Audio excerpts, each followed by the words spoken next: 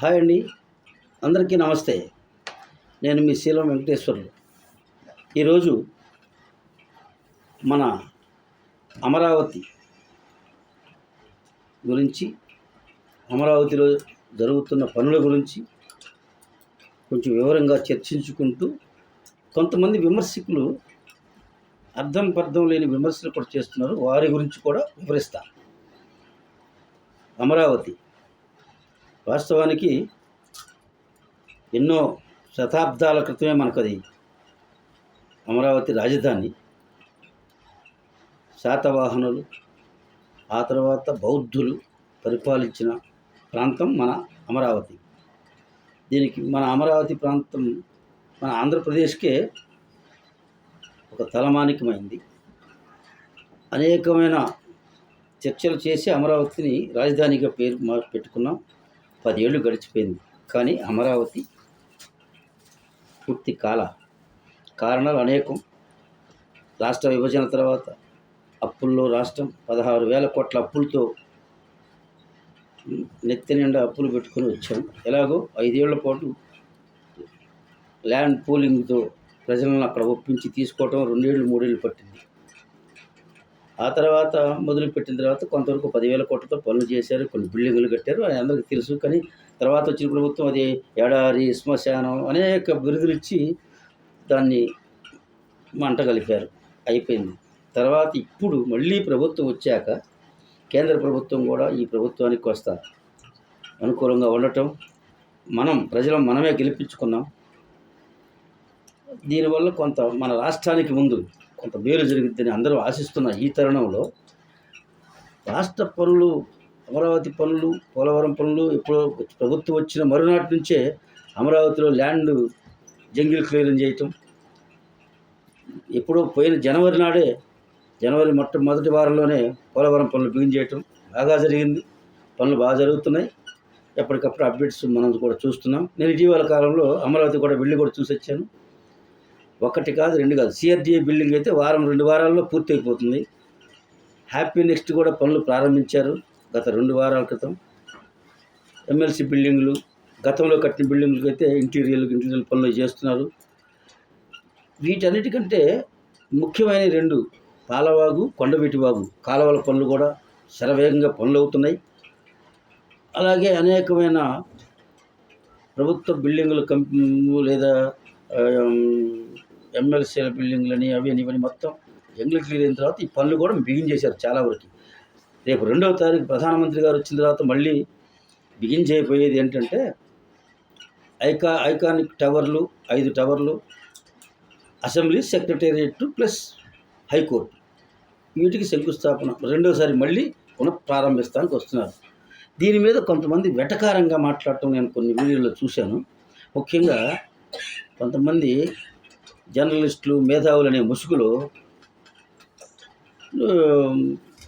జడా శ్రవణ్ గారని ఆయన మాజీ జడ్జి కూడా గత 5 ఏళ్ల పాటు జగన్మోహన్ రెడ్డి గారు అధికారంలో ఉండగా ఆయన ఇంతెత్తున ఉన్నాడు, అంతెత్తు లేచి టీవీల ముందు కూర్చొని విచ్చలవిడిగా ఆయన చేసిన అన్ని తెగ విమర్శించేవాడు. పొద్దున్న లేస్తే ఉదయం ఒక ఛానల్లో, సాయంత్రం ఒక ఛానల్లో 3 ఏళ్ల పాటు దాడి కొనసాగించాడు. ఇవన్నీ నిజమే కావాలా? మంచి బాగానే ఉన్న వాస్తవాలు మాట్లాడుతున్నాడు జడ్జి గారు, అనుభవం ఉంది కదా. ఓ అబ్బా ఈ కుంభకోణం జరుగుతుంది, అది జరుగుతుంది, జగన్మోహన్ పాత కేసులు, అసలు వాళ్ళ చరిత్ర, వాళ్ళ తాత నాటి చరిత్ర మొత్తం బయటకు తీసి మాట్లాడేవాడు. జగన్మోహన్ రెడ్డి కుటుంబం మీద అనేక సార్లు వందల వేల వీడియోలు ఉన్నాయి. ఏమైందో ఎలక్షన్కి 2024 ఎలక్షన్కి ముందు ఒక సంవత్సరం ముందు గప్సుప్ అయిపోయాడు. గప్సుప్ సాంబార్ గురించి అది ఏమైందో ఆ దేవుడికి తెలియాలి. ఓకే, జై భీమ్ భారత్ పార్టీని పెట్టుకున్నాం, బాగానే ఉంది. ఎలక్షన్ అప్పుడు ఏమైపోయావో తెలియదు, పైసా లేవు. మేము ఒక పార్టీ పెట్టుకున్నాం 2023లో, జాతీయ చేతి వృత్తుల పార్టీ. ఈ పార్టీ మాకు ఎమ్మెల్యేలుగా 20 మంది ఎంపీలుగా పోటీ చేసాం, నేను ఎమ్మెల్యేగా చీరాలుగా పోటీ చేసాం. మాకు ఓట్లు ఎన్ని వచ్చినాయి పక్కన పెడతాం, సెకండరీ. అది నిజాయితీగా మేము పోటీ చేసాం, ఫైట్ చేసాం. సరే, ప్రజలు కూటమి ప్రభుత్వాన్ని ఎన్నుకున్నారు. అయితే 164 సీట్లతో ప్రజలందరూ 93 సక్సెస్ రేట్తో గెలిపించారు కూటమి ప్రభుత్వాన్ని. దాన్ని మనం గౌరవించాలి కదా. ఓకే, ప్రభుత్వం వచ్చింది, ఏదో హామీలు 6 హామీలు ఇచ్చారు, 6 హామీలు నెరవేరిందని విమర్శిస్తున్నారు. మేము విమర్శిస్తున్నాం. అవి కూడా మీరు చెప్పారు కాబట్టి మాకు తొందరగా ఇవ్వండి ప్రజలకి.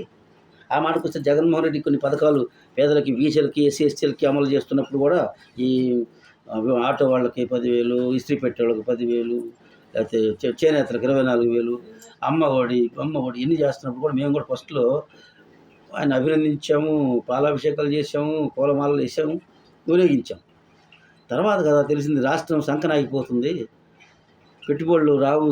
ఈ విధానాలు చూసిన తర్వాత ఎవడు వస్తాడు పెట్టుబడులు? ఉన్న డబ్బులు మొత్తం దళితులు 26 పథకాలు తీసేసి ఈ డీబీటీకి మళ్ళించాడు. పంచాయతీ నిధులు ఏమి లేవు. పంచాయతీ ఎలక్షన్లే అసలు బీసీలకు తీవ్రమైన అన్యాయం చేసింది స్వతంత్రం వచ్చిన తర్వాత జగన్మోహన్ రెడ్డి. ఎందుకంటే 33% ఉన్న బీసీలకి రావాల్సిన ఈ పంచాయతీ వ్యవస్థలో మున్సిపాలిటీల ఎన్నికల్లో 22% తగ్గించి ఎన్నికలు జరిపాడు. ఎవడు చేయడు. అసలు ఏ ముఖ్యమంత్రికి అంత సాహసం చేయడు. ఎందుకంటే జగన్మోహన్ రెడ్డికి లెక్కలేదు, జనం అంటే లెక్కలేదు. వాళ్ళకి ఆ విపరీతమైన డబ్బు వచ్చి పట్టడంతో అది అతను బాణి అతనిది. అందుకే ప్రజలు తెలుసుకున్నారు, ఓటమి పాలు చేశారు, పక్కన పెట్టారు. ఇప్పుడు ఈ మేధావుల బాధ ఏందో నాకు అర్థం కావట్లేదు.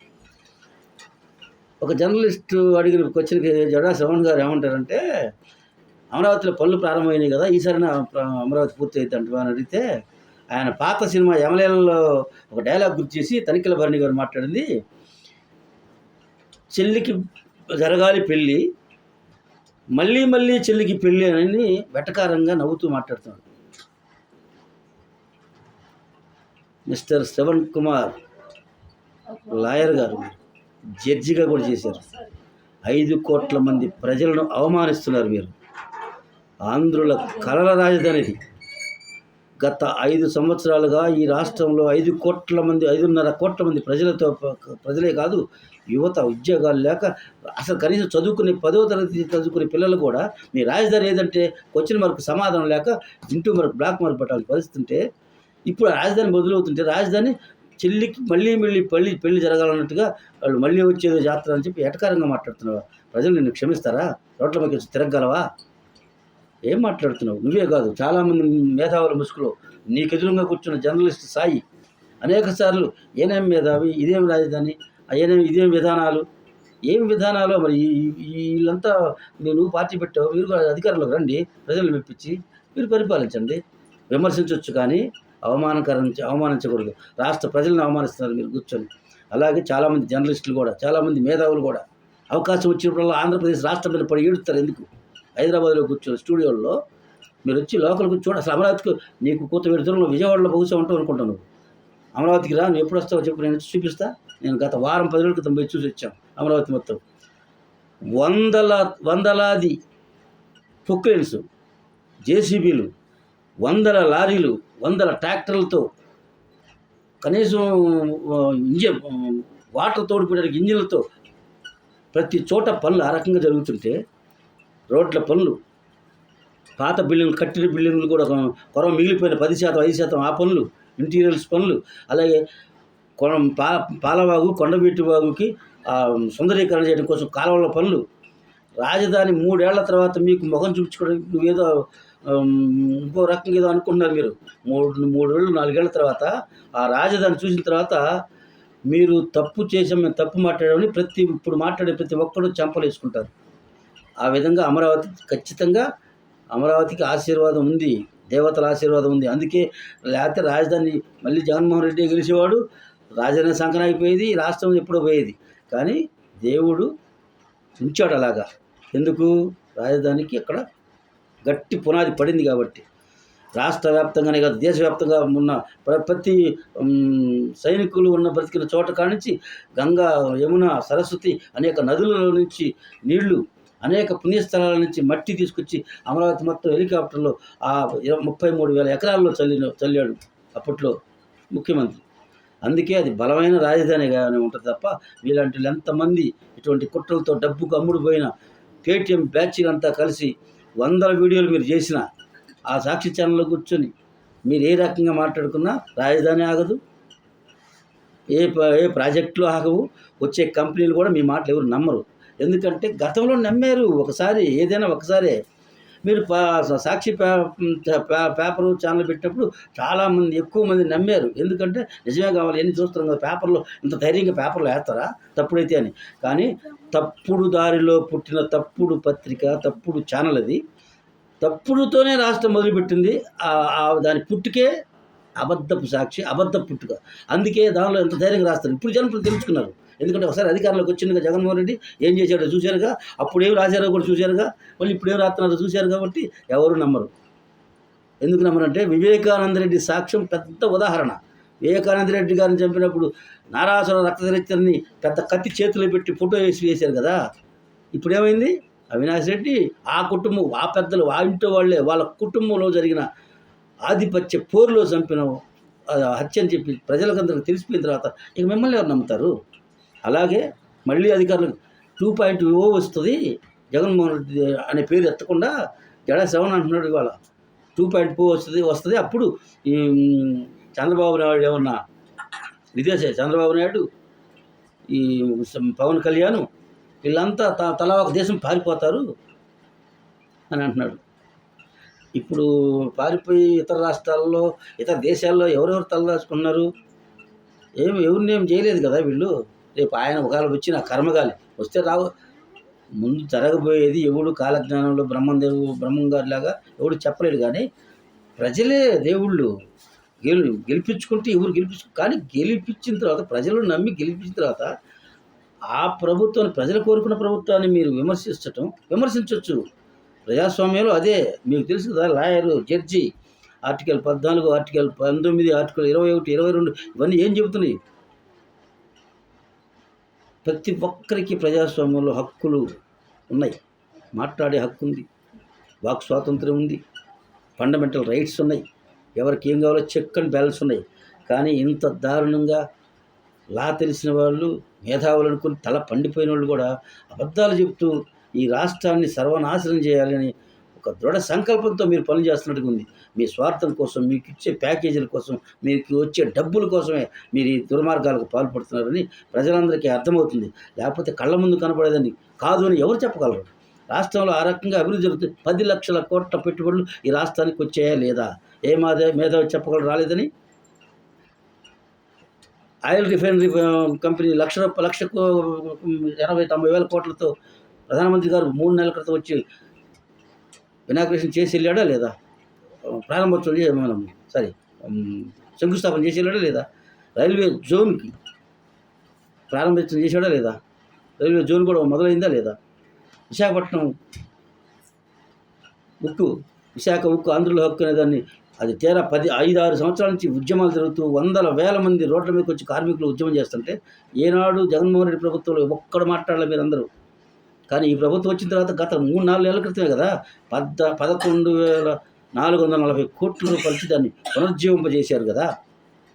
ఈ రాష్ట్రంలో ఎన్ని కంపెనీలు వచ్చాయి?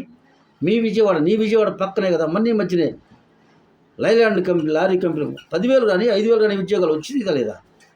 ఇప్పుడు PCL ఏదో వస్తుంటే దానికి మళ్ళీ అడ్డం పడుతున్నారు. భూములు వృధాగిస్తే ఎవడిచ్చాడు భూములు?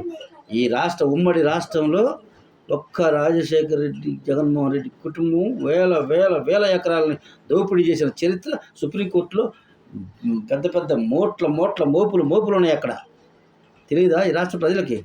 ఇప్పుడు భూములు దోసి పెడుతున్నారు. ఎవరు దోసి పెడుతున్నారు?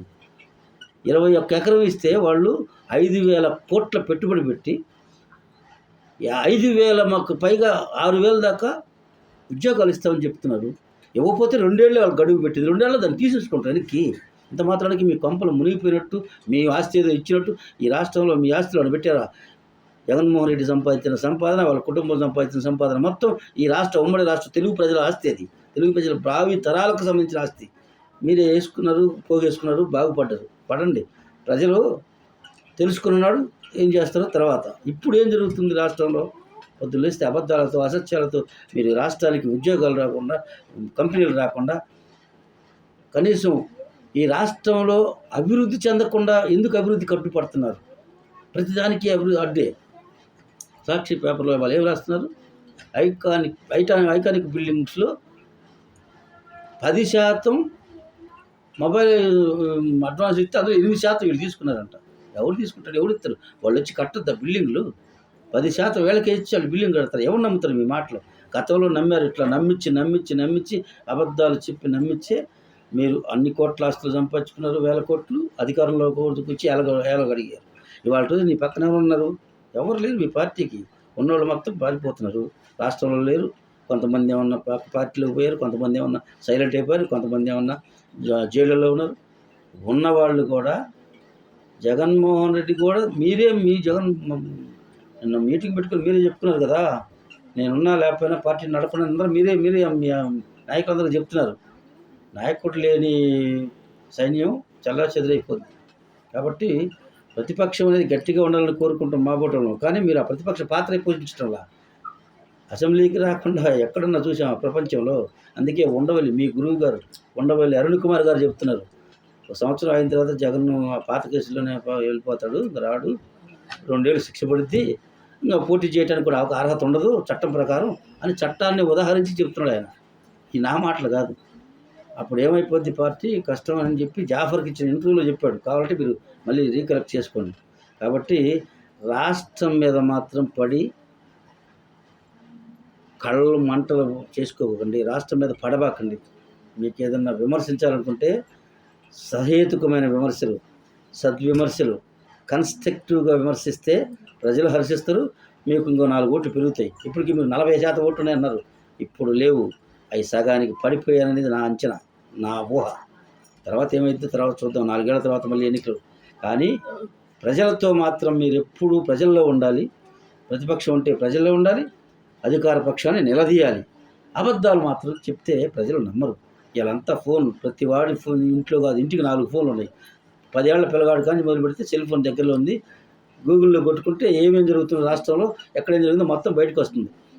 ఎవరెవరు ఏం పాపాలు చేశారో, ఎవరెవరు ఏం తప్పులు చేశారో కూడా మొత్తం చూసుకోగలుగుతున్నారు. అందుకే ప్రజలు నమ్మరు. గతంలో నమ్మారు, అప్పట్లో ఫేస్బుక్ లేవు, మొబైల్స్ లేవు, తక్కువ చిన్న ఫోన్లే వాడుకునేవాళ్ళు. కాబట్టి 10 ఏళ్ల క్రితం, ఈ 10 ఏళ్లలో ఇంత డెవలప్ అయింది. కాబట్టి మీ మీద ప్రజలు గతంలో ఆశలు పెట్టుకున్నారు, ఇప్పుడు ఆశలు లేవు. కాబట్టి అందరికీ ప్రజలందరూ ముందు అప్రమత్తంగా ఉండాలని, మనకి రాష్ట్రం అభివృద్ధి కావాలి, కంపెనీలు రావాలి, పెట్టుబడులు పెట్టాలి, ఈ రాష్ట్రం చదువుకునే పిల్లలందరికీ ఉద్యోగాలు రావాలి, ప్రతి జిల్లాలో కూడా కంపెనీలు రావాలని, ఈ ప్రభుత్వం కూడా ఒకే చాట అభివృద్ధి కాకుండా 26 జిల్లాలకు కూడా అభివృద్ధిని విస్తరించాలని కోరుకుంటూ అందరికీ నమస్కారం. Thank you.